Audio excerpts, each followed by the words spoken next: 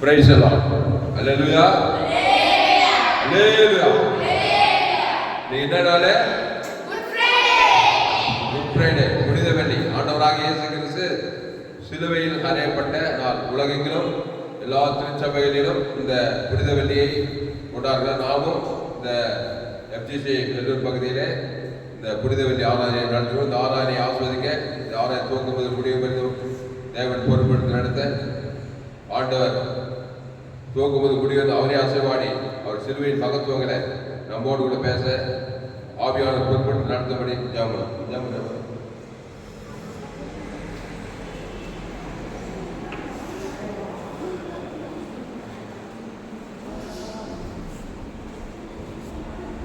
பிதாவே ஆண்டவரே, இந்த குட் ஃப்ரைடேக்கா ஸ்தோத்திரம் ஆண்டவரே. 18/4/2025 ஆண்டவரே ஸ்தோத்திரம். இந்த குட் ஃப்ரைடே ஆண்டவரே பேச போகிற ஆண்டவரே 7 வார்த்தைகளையும் ஆண்டவரை அபிஷேகித்து ஆண்டவரே பிள்ளைகளோடு உள்ள பேசும் ஆண்டவரே ஸ்தோத்திரம். இந்த 7 வார்த்தைகள் யார் யாரெல்லாம் கேட்குறாங்களோ ஆண்டவரே சப்பா அதன்படி அபியாசிக்க ஆண்டவரை கட்டளையிடுகிறேன். இயேசுவின் நாமத்தில் ஜெபிக்கிறேன். அல்லேலூயா. இப்போ இந்த பாடல் வேலை பாடல் குழுவினர் வந்து பாடல் போடுவார். முன்னாடி வாங்க.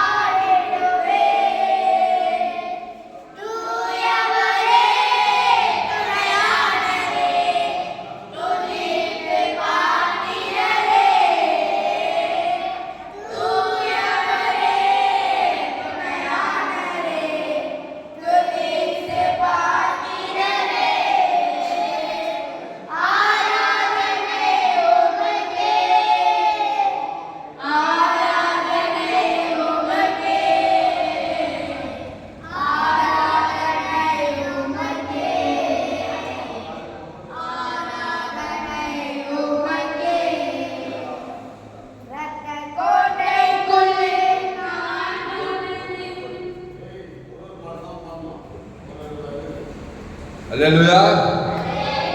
இயேசு சிலுவையில 7 வார்த்தைகளை பேசினார். ஒரு சபையில காலையில கேட்ட 7 இடத்துல ரத்தம் சிந்தினார் சொல்லப்படுது. இந்த இடத்துல நம்ம 7 வார்த்தைகளை பேச போறோம். முதல் வார்த்தையை நம்ம மேனேஜர் ஐயா பாலையா அவர்கள் வந்து பேசுவார்கள். அடுத்த வார்த்தை பேசும்போது ஒரு பாட்டு கேர்ள்ஸ் ரெடியா இருக்கும். இப்படி ஒவ்வொரு வார்த்தை பேசும்போது ஒவ்வொரு பாட்டு ரெடியா இருக்கும்.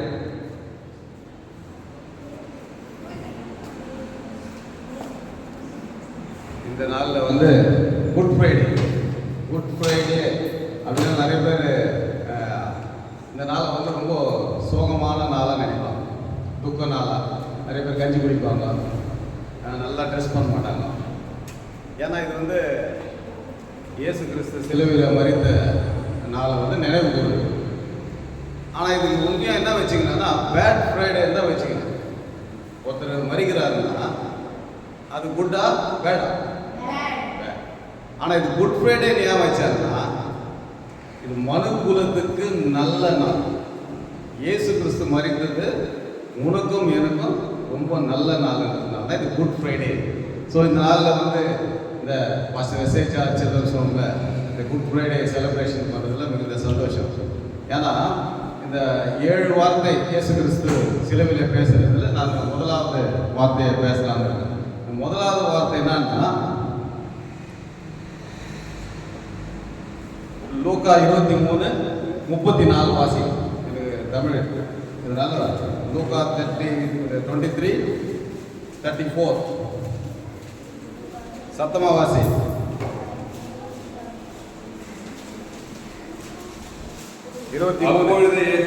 அப்பொழுது இயேசு பிதாவே இவர்களுக்கு மன்னியும், தாங்கள் செய்கிறது என்னதென்று அறியாதிருக்கிறார்களே என்றார். தாங்கள் செய்வது என்னதென்று அறியாது இருக்கிறது என்றார். அவருடைய வஸ்திரங்களை அவர்கள் போனார்கள். ஸோ இந்த முதல் வார்த்தைன்னு சொல்லப்படுது. ஆனால் ஆக்சுவலாக இது வந்து இயேசு கிறிஸ்து செய்த ஜெபம். சிலுவையில் வந்து அவர் ப்ரேயர் பண்ணுறார். அது இங்கிலீஷில் என்ன சொல்றதுன்னா this prayer is feel for forgiveness. மன்னிக்கிறதுக்காக ஃபீல் அப்படின்னா ஒரு மனது உருகத்தோடு அவருக்கு மன்னியும். ஏன்னா இந்த சிலுவையில் இந்த மரணம் வந்து இயேசு கிறிஸ்துவ வந்து பார்த்தீங்கன்னா பிகினிங்கில் அவர் பிறக்கும்போது சொல்லுவாங்க, இவர் இந்த பூமியில் பிறந்து மனுக்கு குலத்தினுடைய பாவத்தை சுமக்குகிற தேவாட்டுப்பட்டி.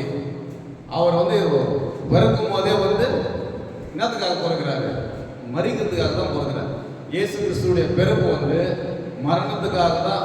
அது ஏன் மரணத்துக்காகனா நீயும் நான் செய்த பாவத்தை அவர் சுமந்து சிலுவையில் மரிக்கிறதுக்காக தான் அவர் பெறுகிறாரு.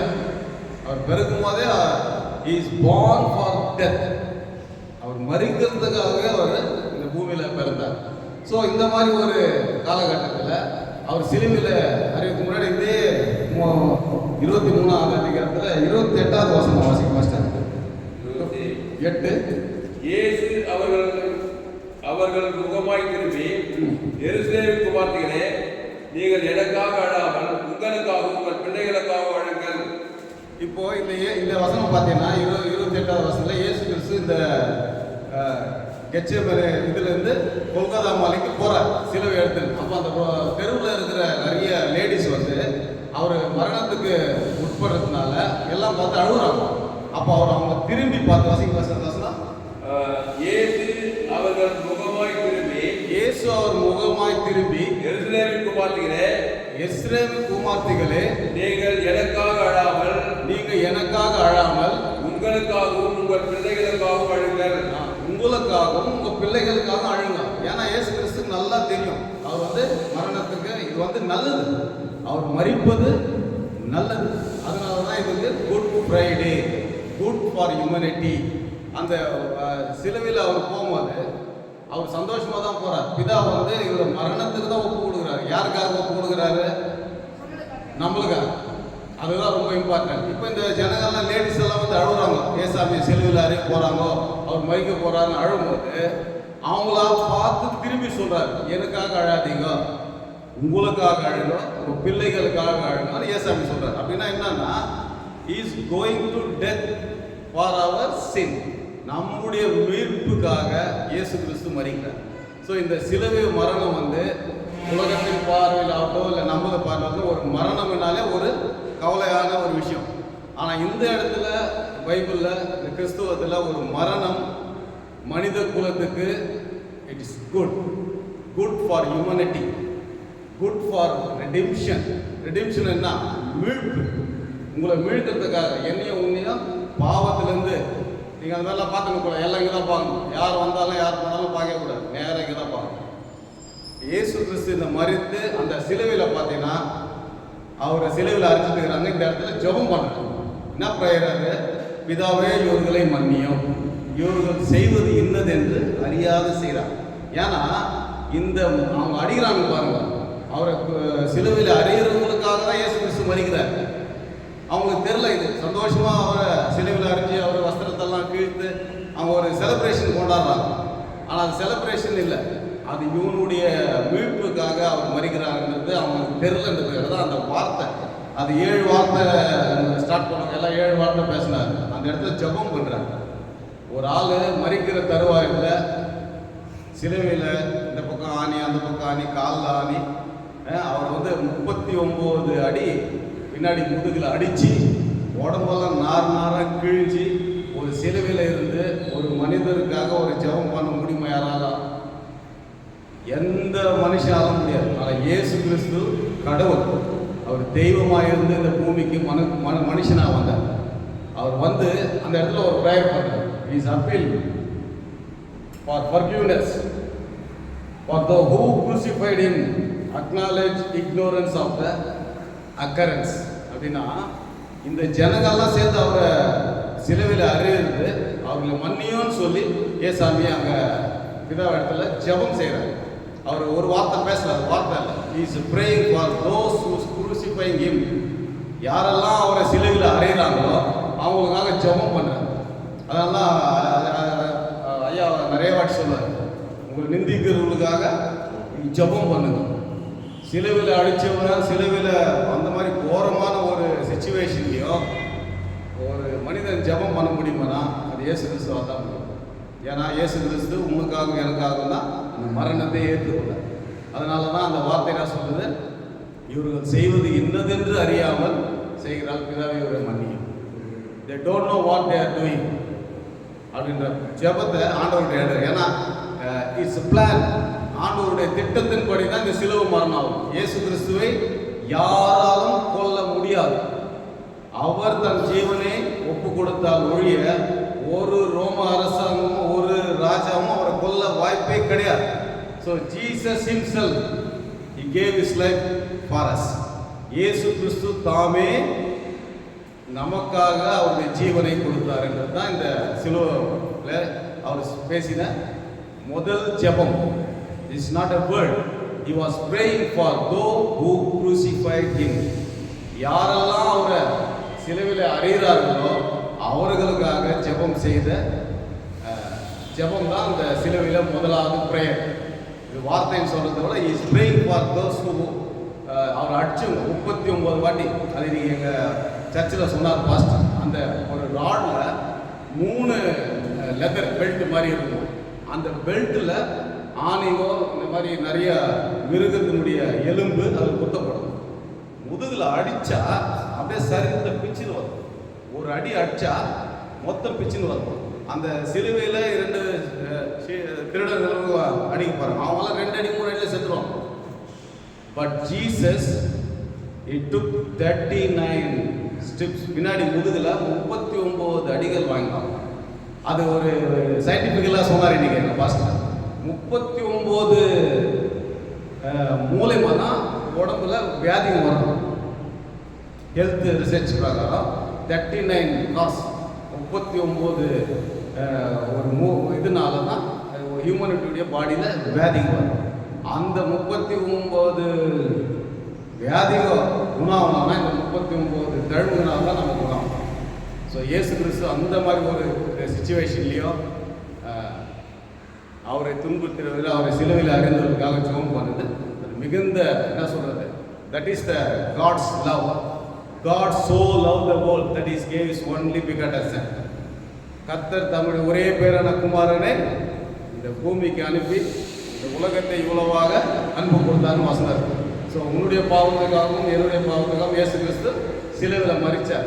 இந்த நாளை வந்து we have to celebration, இந்த கொண்டாட்டமாக இருக்கணும். எங்கள் பாஸ் இன்னைக்கு ஒன்று சொன்னார், இது வந்து ஆட்டுக்குட்டி இல்லை, யூத ராஜசிங்கம். அவர் வந்து சாதாரணமாக ஆட்டுக்குட்டி, அவர் வந்து ஒரு சிம்பிள் மேனாக சொல்லலாம். he was a king of Judah. அவர் யூதத்தின் ராஜசிங்கமாக இருக்கிறார். அதனால இந்த நாளிலே, இந்த good ஃப்ரைடேல we have to celebrate the Good Friday because Good Friday for good for humanity, மனு குலத்துக்கு நல்லது. இயேசு கிறிஸ்து மரித்தது உனக்கும் எனக்கும் நல்லது. ஸோ இந்த வார்த்தையை நான் இதோட முடிக்கிறேன். கர்த்தர் தான் இதை ஆசீர்வதிக்க. நீங்கள் அண்டர்ஸ்டாண்ட், நான் என்ன சொன்னேன் புரியுது உங்களுக்கு? இயேசு கிறிஸ்து என்ன பண்ணாரு? ஜெபம் செய்தார். இதாவே இவர்களை மன்னியும், இவர்கள் செய்வது இன்னது என்று அறியாது இருக்கிறார் என்று அவர் ப்ரேயர் பண்ணார். அவரை யாரெல்லாம் அவரை சிலுவையில் அறிஞ்சாங்க. ஸோ அதே மாதிரி தான் இன்றைக்கும் கூட அவர் பிதாவுடைய வலது பாசத்தில் உட்காந்து என்ன பண்ணாராம்? நம்மளுக்காக ஓயாமல் பரிந்து பேசுகிறாரு, ப்ரேயர் பண்ணுறாரு. ஸோ நம்ம கூட வந்து யாருன்னா நம்மளை வந்து துன்புறுத்தினாலும் அவங்க மன்னிக்கணும். ஆனால் அந்த குவாலிட்டி வரணும்னா ரொம்ப கஷ்டம் மனுஷனுக்கு. உடனே இன்னைக்கு எங்கள் பாஸ் சொன்னார், யாருன்னா முடி இழுத்த என்ன பண்ணுவா? பக்கத்தில் இருக்கிறவங்க ஒரு முடி இழுத்த என்ன பண்ணுறா? இமிடியேட்டாக ரியாக்டாக உதைப்பேன். ஆனால் அவர் தாடி மயிரை பிச்சுட்டாங்க, வித்தவுட் ஷேவிங் அப்படியே பிச்சு எடுத்தாங்க. ஆனாலும் அவர் வாய் பேசாத ஆட்டுக்குட்டி போல அவர் அமைதியாக இருந்தார். ஸோ அதனால் அவர் நம்முடைய பாவங்களுக்காகவும் நம்மளுடைய ரோகங்களுக்காகவும் நம்மளுடைய மீட்புக்காக இயேசு கிறிஸ்து இந்த பூமியிலே வந்து மரணத்தை அடைந்தார். அதனால் இந்த today is a Good Friday. We have to celebrate Good Friday. God bless you. Amen. ரெண்டாவது பாட்டு வாங்க, ரெண்டாவது பாட்டு பாடு. Come sing.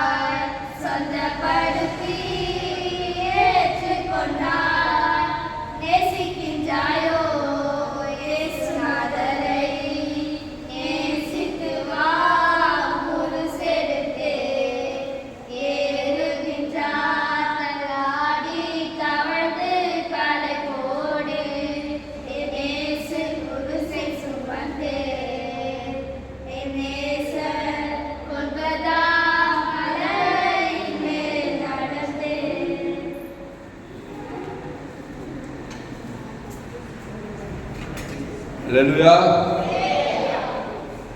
சிலுவையில் இயேசு இரண்டாவது பேசிய வார்த்தையை நம்ம தியானிக்க போகிறோம். லூக்கா என்ற சுவிசேஷம் 23ஆம் அதிகாரம் 43வது வசனம். லூக்கா 23:43. இயேசு அவனை நோக்கி, இன்றைக்கு நீ என்னோடு கூட பரதீசில் இருப்பாய் என்று மெய்யாகவே உனக்கு சொல்லுகிறேன் என்றார்.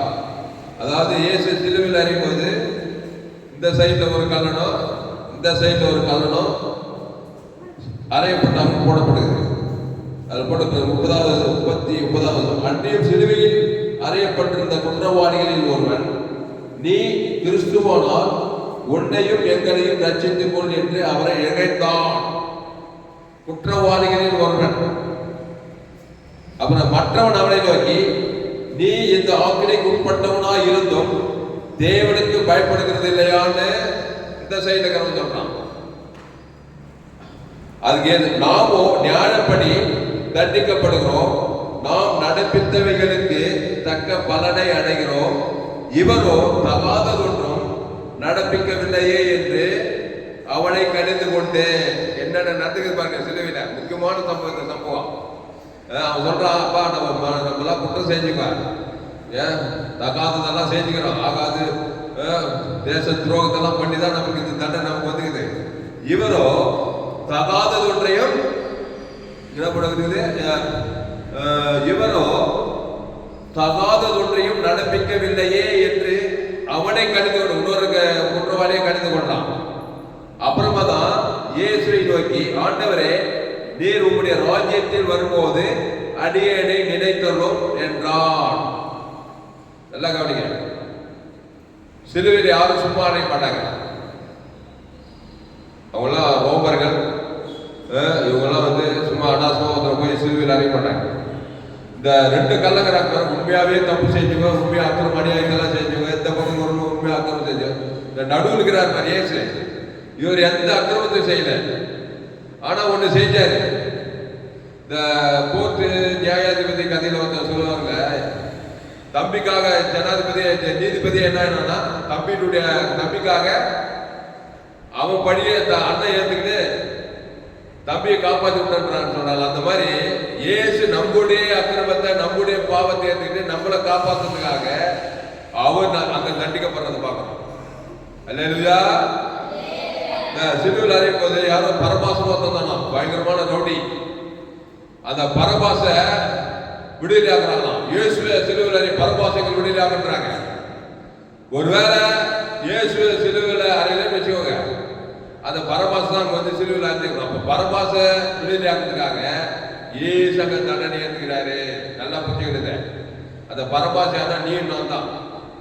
பரபாசனா தகப்பனுடைய மகன் அர்த்தமா. அந்த வார்த்தைக்கு பரபாசனா ஒரு தகப்பனுடைய மகன்.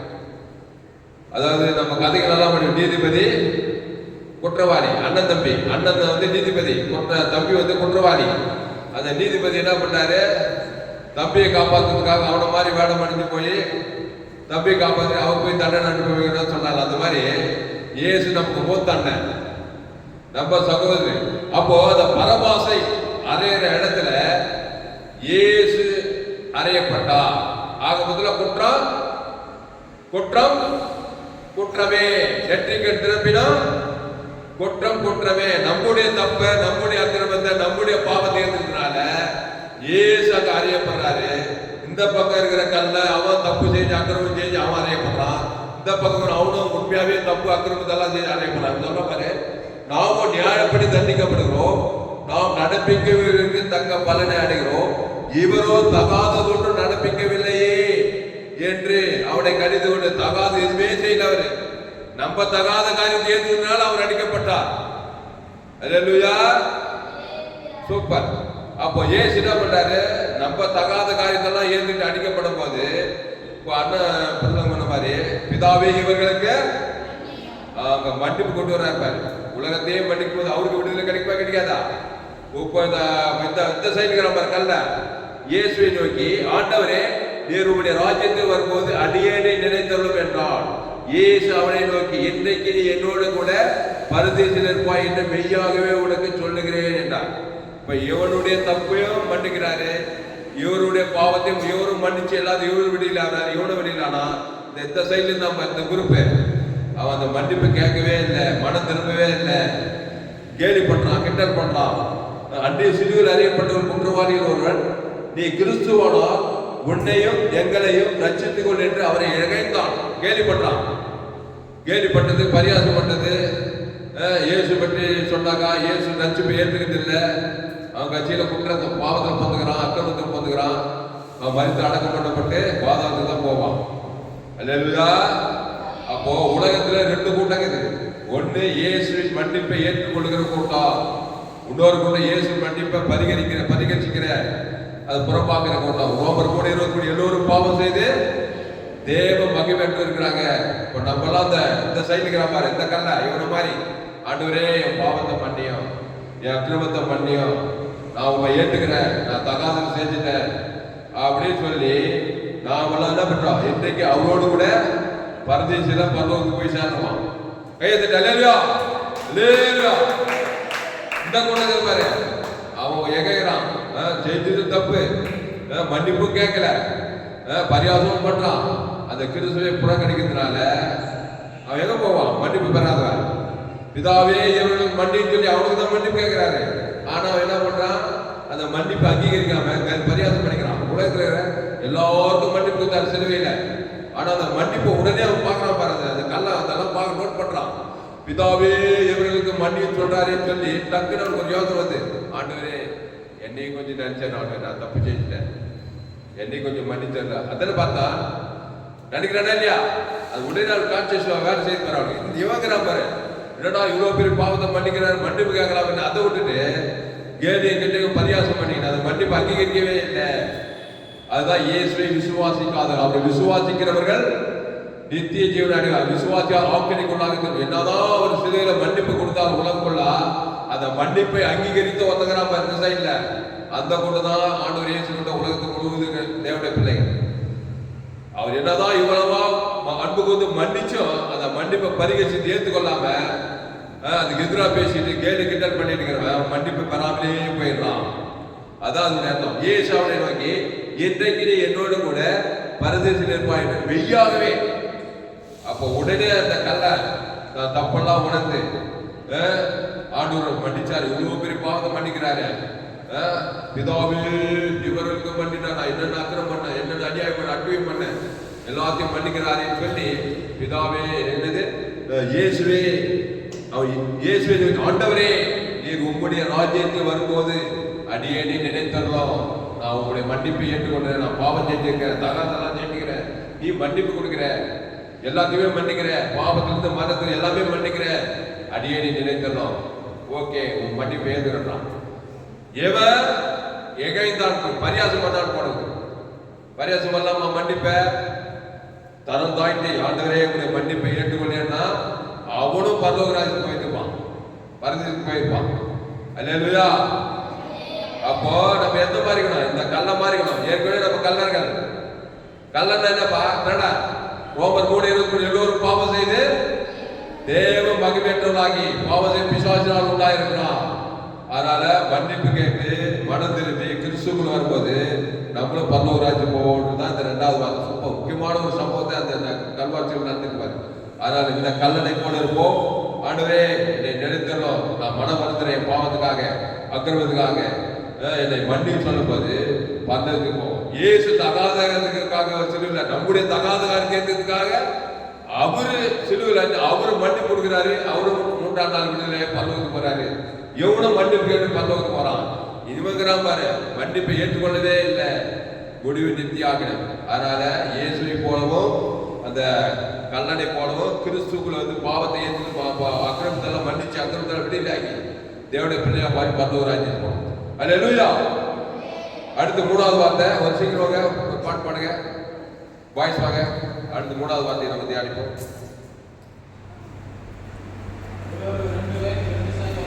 ரெண்டு தான்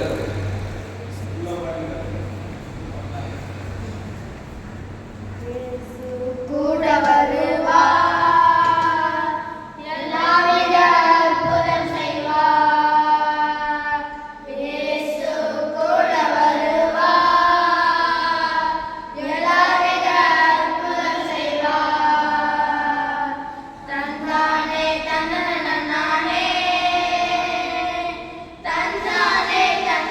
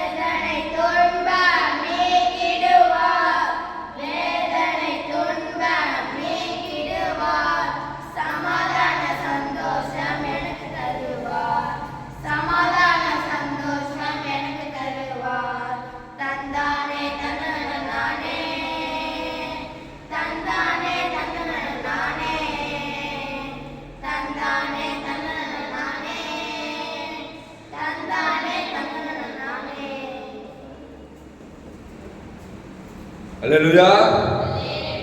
ரெண்டு வார்த்தையை பார்த்தோம். ஒவ்வொன்றும் முக்கியமான சம்பவங்கள் பாருங்க. தேவன் எவ்வளவு ஞானமா அந்த 7 வார்த்தையை பேசுகிறார். முதல்ல மன்னிப்பு, பிதாவே இவர்களுக்கு மன்னியும். 2வது வசனத்துல ஒருத்தன் மன்னிப்பு கேட்டான், அன்றைக்கே பரதேசத்துக்கு போயிட்டான். ஒருத்தன் மன்னிப்பு கேட்கல. அதனால பார்த்துக்கோங்க, மன்னிப்பு கேட்டு மனம் திரும்பி தேவட பிள்ளையா மாறி பரலோகம். 3வது ஒரு வார்த்தை சொன்னார் பாருங்க, யோவான் 19ஆம் அதிகாரம். யோவான் 19ஆம் அதிகாரம் 26 படிங்க. யோவான் 19:26.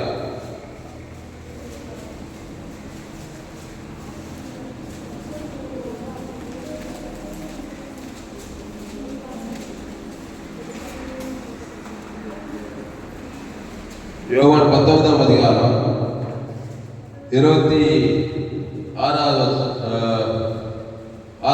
அப்பொழுது இயேசு தம்முடைய தாழையும் அருகே நின்ற தமக்கு அன்போ இருந்த சீசனையும் கண்டு தம்முடைய தாழை நோக்கி, ஸ்திரியே, அதோ உன் மகன் என்றார்.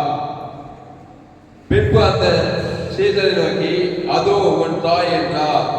அந்நேரம் முதல் அந்த சீசன் அவரை தன்னிடமாய் ஏற்றுக்கொண்டார். அதாவது தன்னுடைய தாய், இவர் வாலிப வயசுல மறிக்கிறார். நம்முடைய தாயை யாருக்கிட்ட ஒப்படைக்கலாம்? எவ்வளோ பெரிய முக்கியமான விஷயம் எல்லாம் நடக்குது சிலுவையில. அன்ற நேரத்துல தன்னுடைய தாயை குறித்து ஒரு அக்கறை இருக்கு பாருங்க. அல்லேலூயா. முக்கியமான விஷயம். நம்ம தாய் தானே, நம்ம போயிடலாம், மறிச்சு அடக்கம் பண்ண பரலோகத்துக்கு. அப்புறம் யாரும் நம்ம உணர்வு இல்லாமல் இல்லை. நம்முடைய தாயை சரியான ஆளுகிட்ட ஒப்படைக்கணும். அப்படியே சரியான ஆள் யாரும் பார்த்தாக்கா யாரும் அங்க செலக்ட் இல்லை. ஒரே ஒருத்தர் தான் செலக்ட் ஆனான். அவன் எப்படிப்பட்ட சீசனா? அப்போதைய தம்முடைய தாயை அருகே நின்ற தமக்கு அன்போ இருந்த சீசனை கண்டு. கவனி, அது முக்கியமான வேலை. தமக்கு அன்போ இருந்த சீசன். என்ன அன்பது? அகாபே அன்பு இந்த யோவானுக்கு இருந்திருக்குது. 1 யோவான் 2 யோவான் சுவிசேஷத்துலாம் இயேசுவின் அன்பை குறித்து அதிகமாய் எழுதினவன் இவன் தான். அன்பு மேல ஒரு தாக்கம் இவனுக்கு ரொம்ப இருக்குது. அன்பு என்ன? இது மனித அன்பு கிடையாது, தவறா புரிஞ்சுக்கூடாது. இது தேவனுடைய அன்பை பறித்த வெளிப்பாடு இந்த யோவானுக்கு இருந்திருக்குது. இந்த தேவ அன்புள்ள என்ன பண்ணுவோம் தெரியுமா? எந்த சூழ்நிலையும் காப்பாற்றிடுவான் எல்லாரையும். அகாபே அன்பு நிறைந்த ஒரு ஆளுகிட்ட தான் தேவன் ஜனங்களை, ஆத்மாக்களை நிச்சயம் ஒப்படைப்பார். இந்த அன்பு உப்பு மாதிரி கடாம பார்த்துக்கணும். அன்பு இல்லாத ஆளு என்ன பண்ணுவான்? வெறுப்பு கசப்பு காட்டி சமைச்சு ஆத்மாவே ஆக்கி விடுவான். அதனால நம்ம அம்மாவை யாருக்கிட்ட ஒப்படைச்சா கரெக்டா பாதுகாப்பான்னு பார்த்தாங்க. அவங்க மரியாதைக்கு ஏற்பது சொந்த பிள்ளைகள் எவ்வளவு பேர் இருக்கிறாங்க, நிறைய பேரு. அங்கெல்லாம் சொல்லல பாருங்க. ஆண்டவர் யார் எனக்கு சகோதரன், யார் எனக்கு சகோதரன், யார் எனக்கு தாய். தேவனுடைய வார்த்தையின்படி செய்து அதன்படி செய்கிட்டு எனக்கு தாயும் சகோதரமா இருக்கிறான். அப்போ மரியாதை வயிற்றுல பிறந்த இயேசு சொந்த சகோதரன் எல்லாம் இருந்தாலும் அங்கெல்லாம் அவங்ககிட்ட எல்லாம் இல்ல. தமக்கு அன்போ இருந்த சீசனை கண்டு. அவ யாரா? யோவான். இந்த அன்பு இருந்தாக்கா நீங்க என்ன பண்ண? தேவ அன்பு இருந்தாக்கா யாரை கொண்டு வந்து உங்க கண்ட விட்டாலும், நான் அடிக்கடி இவனுக்கு அன்பை குறித்து அதிக உணர்வு. யாருக்கு? யோவான். அதனாலதான் 1 யோவான் 2 யோவான் எல்லாம் நிறைய பார்த்து பாருங்க. ஜீவனை குறித்து, அன்பை குறித்து அதிகமா பேசினாலே இந்த யோவான் தான். அன்பு ஜீவனையே கொடுக்கிறது. சகோதரருக்காக ஜீவனை கொடுக்கிற அன்பில் பெரிதான அன்பு ஒன்றுமில்லை. அன்பிலே பலமில்லை. அன்பு தீங்கு நினையாது. இந்த மாதிரி காரியத்தெல்லாம் இந்த அன்பை குறித்து அதிக ஹைலைட் உணர்வு இருந்தவன் இந்த சீசன். அதனாலதான் அந்த மரியாதை அவங்கிட்ட ஒப்படைக்கிறத பார்க்கணும். அல்லேலூயா. ஆமா, நீங்க கூட தேவ அன்பு நிறைந்தவளாதான். உங்ககிட்ட யாரும் ஒப்படைச்சாலும் அவங்கள பிசாசி கன்னிகளுக்கெல்லாம் தப்பிச்சு காப்பாத்திட்டே இருப்பீங்க. இயேசு ஒரு அன்பான ஆள் தான். இயேசு அன்பான ஆள்பா. இயேசு இவ்வளவாய். ஆமா, அன்பினா படுது. ஜீவனே குத்துறோம். எப்பேற்பட்ட மனுஷன் பார்த்தாலும் உடனே பிசாசு போட போடாதா? அசுத்த பசு அந்த ஆளை காப்பாத்திடலாம். அந்த தேவ அன்பை குறித்த வெளிப்பாடு உணர்வு இந்த சீசனுக்கு இருந்ததுனால கரெக்டான ஆளுகிட்ட நம்ம அம்மாவை ஒப்படைச்சா நம்ம அம்மாவை தேவ அன்பை கொண்டு விசுவாசம்லாம் சொல்லி எந்த பிரச்சனை வரும்போது எந்த சோதனை வரும்போதெல்லாம் நம்ம அம்மாவை சரியா பார்க்கறாரு இந்த யோவானா தான் இருக்க முடியும்னு சொல்லி அந்த யோவான் இடத்துல என்ன சொன்னாரு, அப்பொழுது இயேசு தம்முடைய தாயை அருகே நின்ற நமக்கு அன்பாயிருந்த சீசனை கண்டு தம்முடைய தாயை நோக்கி, ஸ்திரீயே அதோ உன் மகன். இயேசு சாணத்தை பார்க்கிறார். மரியாளின் மகன் இயேசு கண்ணி மரியாதை இந்த பரிசுத்தாவினர் கருத்தத்து பிறந்தாரு. இப்போ அதே சாணத்துல நான் இப்ப போயிடுறேன், வரி தடகம் பண்ணப்பட்டு 3ஆம் நாள் பரலோகத்துக்கு போறேன். என்னுடைய சாணத்தில் வந்திருக்கிறான் அவன் யோவான், என்ன போலே அன்பு நிறைந்தவன். பட்டுன நியாயத்திலிருந்து சபிச்சு இது பண்ணிட மாட்டான். தேவ அன்பு நிறைந்தவன் ஒரு உப்பு போல, அவன் ஒளி போல, ஒளி மாதிரி இருப்பான், இருளன்னைக்குவான், உப்பு கெடாம பார்த்து கொள்வான், எந்த சூழ்நிலையில பாதுகாத்துட்டே இருப்பான். அன்பு அன்பு அன்பு. அல்லேலூயா. ஏதோ ஒரு யோவான் ஏதோ ஒரு மரியாதை கேட்டுக்கிற செய்திய நீயே யோவான போல அன்பு நிறைந்தவளா இருந்தீங்கன்னா அம்மாவை உங்க அப்பாவை அண்ணன் தம்பிலாம் கெடாம பார்த்துக்க. அதான் அதனுடைய பாயிண்ட். இதுல இருந்து என்ன சொல்ல வர்றாரு, நீ கூட யோவானை போல அகாபே அன்பு.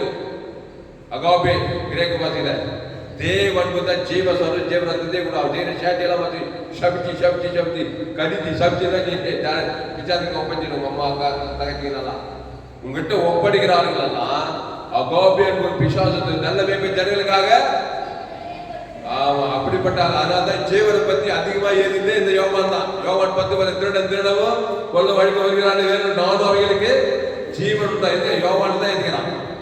என் பிதா ஜீவனுடையவராக குமார ஜீவன் அருள் செய்திருக்கிறான். யோவான் தான் இருக்கிறான். சகோதரனாய் ஜீவனை கொடுக்கிறான். எல்லாம் யோவான் தான். இந்த ஜீவனை பத்தியும் அன்பு பத்தி அதிகமா உணர்வா இருந்த இந்த யோவான கரெக்டா வச்சிருக்கிறார் ஆண்டு இயேசு. அதனால நீங்களும் தேவ அன்பு நிறைந்தவளா இருந்து உங்ககிட்ட ஒப்படைத்த ஆளெல்லாம் பாதுகாத்து கொள்ளணும். இந்த தேவ அன்பை குறித்த ஐடென்டி உணர்வு இல்லாதவன் ஏதாவது நம்ம கிட்ட பிரச்சனை பண்ணணும், அவனை சபிச்சு அவனை கடிந்து அவனை கெத்தே விடுவாங்க. அதான் உண்மை. அல்லேலூயா. அதனாலதான் நம்ம மேனேஜர் ஐயா 17 வருஷமா இருக்க அவர் உண்மையிலே தேவன்மா நான் வந்திருந்து பாக்குறேன். ஏதாவது பசங்க சேர்ந்த உடனே என்ன பண்ணாரு, அட்வைஸ் பண்ணி எந்த அளவு காப்பாற்றணும் அந்த அளவு காப்பாற்றி 17 வருஷமா எங்க பிள்ளைகளை ஒப்பத்திக்கிறாரு அவங்க. அல்லேலூயா. அவருக்கு 3 பிள்ளைங்க. ஆனா 17 வருஷமா அந்த ஆத்துல எத்தனை பிள்ளைங்க அவர்களை ஒப்படைச்சு எத்தனை பிள்ளைங்க சேட்டைகளை இது பண்ணி உண்மைதான். ஒரு ஊழிக்காரன் தேவ அன்புல நிறைய ஆத்துமாக்களை அவங்ககிட்ட ஒப்படைப்பாரு. பெத்த தாய் மரியாதை தேவ அன்பை பற்றி வெளிப்பாடுகளை ஒப்படைக்கிற மாதிரி தேவ அன்பு நிறைந்தவளா எங்க போனாலும் ஜனங்களை ஒப்படைப்பாங்க. நீங்களும் அந்த ஜனங்களை நல்லா நடத்துவீங்க. அல்லேலூயா. தேவ அன்பு பிசாசு பேர் இயேசுவே கொடுக்கிறார். இயேசு ஜீவ சர ஜீவனத்தை பிசாசு வந்து அந்த ஆளு நல்லா காத்துக்க. நீ உங்க அம்மாவை காப்பாற்றணும், உங்க தம்பியை காப்பாற்றணும். தப்பு பட்டானா துரோகம் பட்டானா உடனே சபிச்சுட்டாக்கா நீ தேவ அன்பு இல்லாத அவனை சபிக்கப்படுவா, நீ சபிக்கப்பட்டு அவ்வளவு அர்த்தம் இந்த வசனத்துக்காக. அப்போ பின்பு அந்த சீசனை நோக்கி அதோ ஒரு தாய் என்றால் அந்நேரம் முதல் அந்த சீசன் அவனை தன்னிடமாய் ஏற்றுக்கொண்டான். கட்சியில எல்லா சீசர்களுக்கான இந்த யோவான் தான் 90 வயசுக்கு வெளியே தானோ. அவனை கொண்டதுக்கு எண்ணெய் கப்பலாம் போனாங்க. சரித்திரம் சொல்லி சாகவே இல்லையாவன். அகாபே அன்பு நிறைந்தவன், கிறிஸ்துவை தேவன் தனக்கு உணர்ந்து கொடுக்கிறவன். எல்லா சீசர்களும் ரத்த சாட்சியம் வச்சுட்டாங்க. ஆனா அந்த யோவானு சாகடிக்கவே முடியல. ஏன்னா ஜீவனை பற்றிய வெளிப்பாடு, தேவ அன்பை பற்றிய வெளிப்பாடு, எல்லாரையும் மன்னிக்கிறதுல, அன்பு கூறதுல, இறக்கத்தை காட்டல, உடனே பட்டு கோவப்பட்டு எரிச்சல் பட்டு தேவ அன்புல பகைய கசப்பு வெறுப்பு இருந்தாக்கா கூட இருக்கிற மாதிரி எப்பா பார்த்தா வெறுப்பு கசப்பாவே இருந்தா நம்ம அம்மா ரொம்ப பாதிக்கப்படுவா. இவன் தான் சரியான ஆளு. நம்ம அம்மா என்ன சேட்டை பண்ணாலும் அன்பினாலே மன்னிச்சு அசுதாவை சொல்லி பசுதாவை நல்லா பாதுகாப்பான்னு சொல்லி கரெக்டா யோவான பார்த்து சொன்னா இதோ உன் மகன், அவனை பார்த்து அதோ உன் தாய். கையை தட்டவங்க. அதனால நீங்கள் என்ன பண்ணோம், தனக்கு அன்பா இருந்த சீசன் அன்பு என்னது மனிதன் கிடையாது. தாய் என்பது தங்க அண்ணன் அகாபி தேவ அன்பு. தேவ அன்பு தான் ஒரு லேகோல் பிசாசு கொண்டு விட்டு விடாங்க. ஏசு லேகோல் பிசாசு நிறுத்த முடியுமா? அவனை 2000 பிசாசு பிடிச்சிருக்கு. இயேசு உப்பு, உலகத்துக்கே உப்பாக்குறாரு, உலகத்துக்கே ஒளியாக்குறாரு. ஜீவ சொல்ற தேவர், அன்பு ஜீவ சொல்ற தேவத்தை 2000 பிசாசு பசுத்தாயோட காப்பாத்துறாரு இல்லையா? அப்படிப்பட்ட அன்பு நிறைந்தவன் இந்த யோவானே.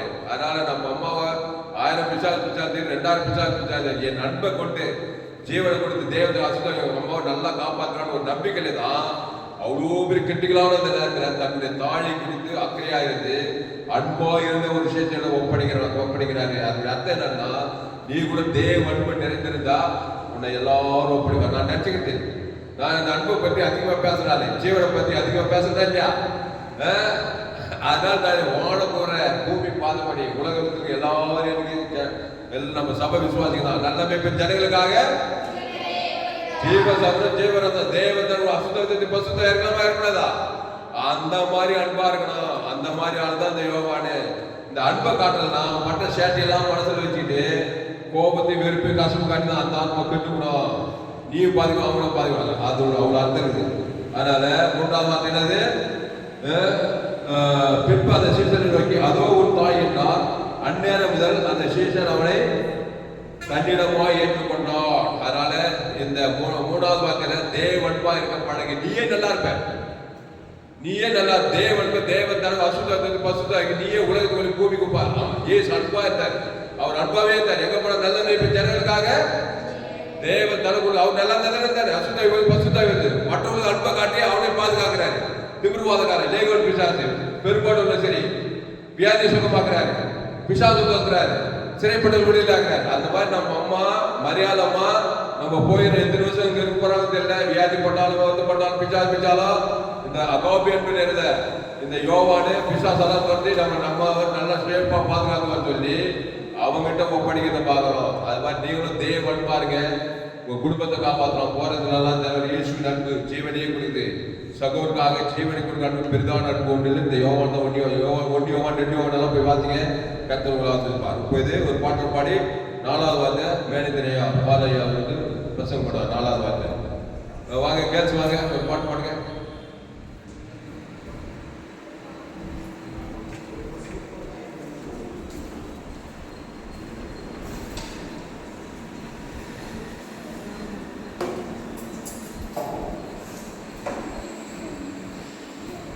மைக்கேல் பாடுங்க.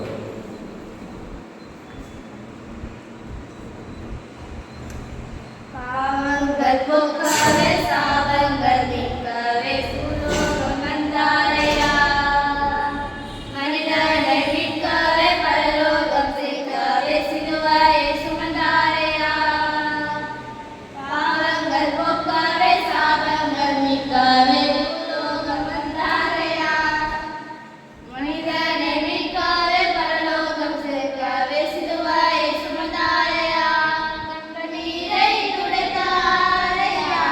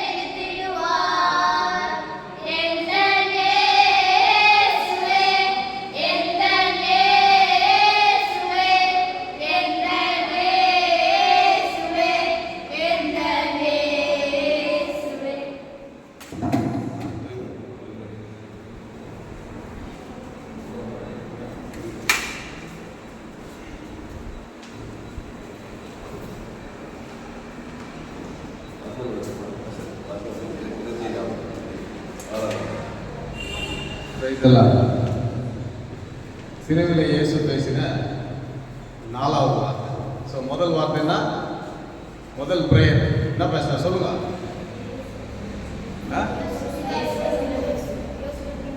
பிதாவே இவர்களை மன்னியும் தாங்கள் செய்வது என்னது அந்த அறியாது. 2வது வார்த்தை என்ன?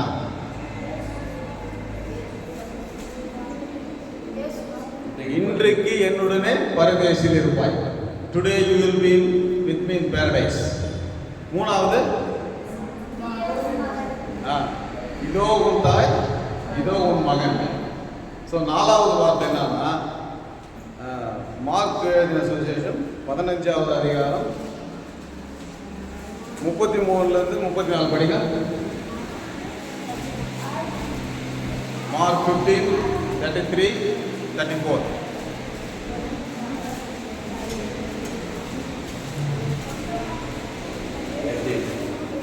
உன்னை நீ 15 33 34. 6ஆம் மணி நேரம் முதல் 9ஆம் மணி நேரம் வரைக்கும் பூமி எங்கும் அந்தகாரம் உண்டாயிற்று. 9ஆம் மணி நேரத்திலே இயேசு ஏலோகி ஏலோகி லாமா சபக்தானி என்று மிகுந்த சத்தமிட்டு கூப்பிட்டார். அதற்கு என் தேவனே ஏன் என்னை கைவிட்டீர் என்று அர்த்தமா. ஸோ இந்த வார்த்தை பார்த்தீங்கன்னா ஏலி ஏலி லாமா சபக்தானேன்னா அதோடைய மீனிங் என்னன்னா my God why you have forsaken me. என் தேவனே ஏன் என்னை கைவிட்டது. இயேசு கிறிஸ்து மிகுந்த சத்தத்தோட அந்த டைம்ல பூமி புல்ல வந்து கவனிக்கலாம். பூமி புல்ல எப்படி இருந்துச்சா? அந்தகாரமாக இருந்துச்சா. அந்த அந்தகாரத்தில் இவர் இயேசாமி வந்து மிகுந்த சத்தத்தோடு அப்படின்னா அந்த டைமில் அவர் மேலே இருந்த சயின்டிஃபிக் பிரகாரம் ஏன் அப்படி கத்தனாருக்கா இயேசு கிறிஸ்து பிதா குமாரன் பரிசுத்தாவி அவங்க யுகமாகவே ஒன்றா இருந்தவங்க. எப்பவுமே ஏசாமியும் காட் சன் ஹோலி ஸ்பிரிட் இந்த 3 வந்து ஒன்றா இருந்தது. ஸோ ஃபஸ்ட்டு உலகத்தை தோட்டத்துக்கு முன்பாதாங்க அதில் ஒரு வசனம் God created man is own image and own likeness. தேவன் தம்முடைய சாயலிலும் தம்முடைய ரூபத்திலும் மனிதனை உண்டாக்குமாக அப்படின்னு அவங்க டிஸ்கஸ் பண்ணாங்க. இந்த 3 பேர் தான் எல்லா இடத்துலையும் இந்த மாதிரி உலகத்தை உண்டு பண்ணணும் மனிதன் உண்டு பண்ண இவங்க என்றைக்குமே பிரியல. இப்போ ஆண்டவர் வந்து ஒரு வசனம் இருக்குது. ஆண்டவர் வந்து பாவத்தை பார்க்காத சுத்த கண்ணர். பரலோகத்தில் இருக்கிற பிதா வந்து பாவத்தையே பார்க்க மாட்டார். அவன் பாவத்தை பார்க்காத ஹோலி கண்ணுடையவர், சுத்த கண்ணுடையவர். இப்போ இயேசு கிறிஸ்து மேலே இந்த உலகத்தில் இருக்கிற பாவங்கள்லாம் அவர் மேலே இருந்ததுனால அவரை அந்த நிறுவனத்தில் அவர் கைவிட்டார். அது பார்த்தீங்கன்னா இங்கிலீஷில் அப்பாயின்மெண்ட் அப்படின்னா ஃபீலிங் லோன்லினஸ். இயேசு வந்து சிலுவையில் யாருமே இல்லாத ஒரு நிலைக்கு தள்ளப்பட்டார். ஏன்? உன் பாவம் என் பாவம். இந்த உலக தோற்றத்தில் முதல் மனிதனிலிருந்து இன்றைக்கு பிறந்த பிள்ளை வரை எத்தனை பேர் எவ்வளோ பாவம் செய்தாங்களோ அத்தனை பாவமும் இயேசு கிறிஸ்து மேல் வைக்கப்பட்டது. ஸோ அந்த வைக்கப்பட்டதுனால அப்போ அதுவரையும் அவருக்கு வந்து ஆண்டவருடைய லிங்க் இருந்தது, அவருடைய தொடர்பு இருந்தது. ஃபஸ்ட்டு ப்ரேயரில் வந்து பிதாவே இவர்களை மன்னியும், அப்போ லிங்க் இருந்ததா இல்லையா? அப்போ கடவுளோட அவருக்கு தொடர்பு இருக்குது. ஆனால் இந்த 4வது வார்த்தை வரும்போது பூமி எங்கும் அந்தகாரமாகி உலகத்தினுடைய பாவம் எல்லாம் அவர் மேலே. என் பாவமே ஒரு மோசமான பாவம். நான் வந்து ஒரு சராசரியாக ஒரு 70 வயசு வெள்ளம் வாழணும்னு வச்சுக்கேன். அப்போ நான் எவ்வளோ பாவம் செய்யணும் கணக்கு போட்டாங்க. அதுவே ஒரு பெரிய உலகத்தில் இருக்கிற மனிதர்கள் ஆதாமிலிருந்து இப்போ பிறக்கிற குழந்தை வெள்ளம் செய்த பாவங்கள் எல்லாம் வந்து யார் மேலே சுமக்கப்பட்டதான்? நம்ம நீதிமானாகும்படிக்கு அவர் சாபமானார். நம்ம வந்து நல்லவங்களாகிறதுக்கு அவர் பாவியானார். அவர் பாவம் செய்யாத மனிதர். நம்ம வந்து பெருக்கிறதுலே பாவத்தை தான் பிறக்கிறோம். என் தாய் என்னை பாவத்திலே ஜெனிப்பித்தார். இயேசு கிறிஸ்து பாவத்தில் பிறகு அவர் வந்து பரிசுத்த ஆவியினால பிறந்தவர். அவர் மேலே இவ்வளோ பாவம் வச்சதுனால தான் அவர் மிகுந்த மிகுந்த சத்தத்தோட ஏலி ஏலி லாமா சமத்தானே அப்படின்னா என் தேவனே ஏன் என்னை கைவிட்டீர். ஸோ ஆண்டவர் அந்த நிமிஷத்தில் இயேசுவை கைவிடாவிட்டால் உனக்கும் எனக்கும் ரட்சிப்பே இல்லை. ஏன்னா ஆண்டவர் பாவத்தை பார்க்காத சுத்த கண்ணன். அதனால இயேசு கிறிஸ்து மேலே இருந்த எல்லா பாவத்தையும் அவர் பார்க்க முடியாத அவர் முகத்தை அப்படி திருப்பினார். அதனால தான் இயேசு கிறிஸ்து அந்த சிலுவையில் நேரத்தில் அவ்வளோ சத்தமாக அழுதார். அதில் கொஞ்சம் பேர் என்ன சொன்னாங்கன்னா அவர் ஏலியை கூப்பிடுறாரு, வேற யாரையும் கூப்பிட்டு ஹெல்ப்புக்காக கேட்குறாரு. அவ்வளோ நாள் ஒரு தொடர்பு இருந்தது.